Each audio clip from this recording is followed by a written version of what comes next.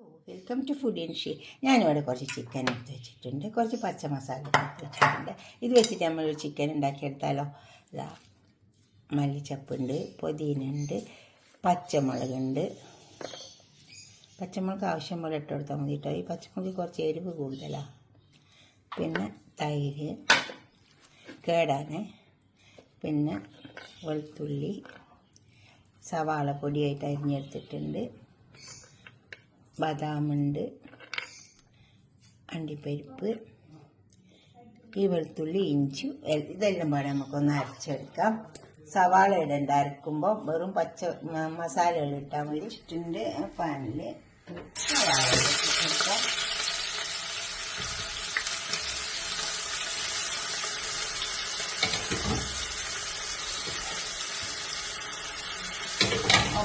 നമുക്ക് ഇതിലേക്ക് ഇട്ടെടുക്കാം. സവാള ഇത്രയും മൂക്കണ്ടുള്ളൂ, അധികം ചുവപ്പ് കളറൊന്നും വേണ്ട, എത്ര മൂത്താൽ മതി. ചിക്കനെല്ലാം നമുക്ക് ഇതിലേക്ക് വറുത്ത് വെച്ചെടുക്കാം.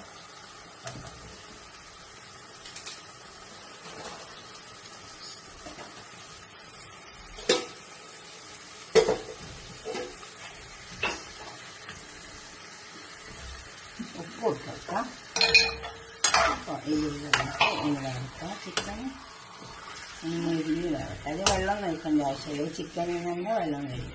അവിടെ മൂടി കൊടുത്താൽ മതി. ക്ലോസ് ചെയ്തൊന്ന് അരച്ചെടുക്കാം. മല്ലിച്ചപ്പ്, പുതിന,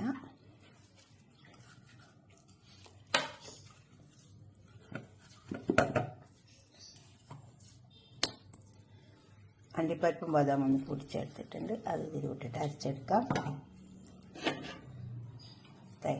കേട് നന്നായി അരച്ചെടുക്കണേ.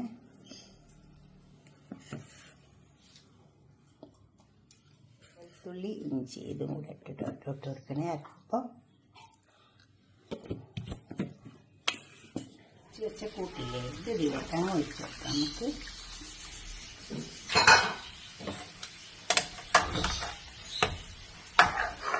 നല്ല മല്ലിച്ചപ്പ് പൊതിന് നല്ല കളറുണ്ടാവും. പിന്നെ കുറച്ച് ഉപ്പ് കൂടി കൊടുക്കാം. ഉപ്പ് കുറവാണ്.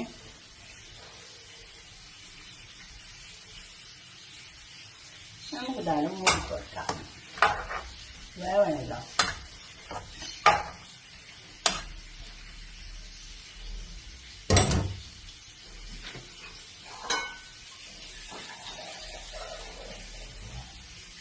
കുറച്ചുകൂടെ വെള്ളം ഒഴിച്ചു കൊടുക്കാം.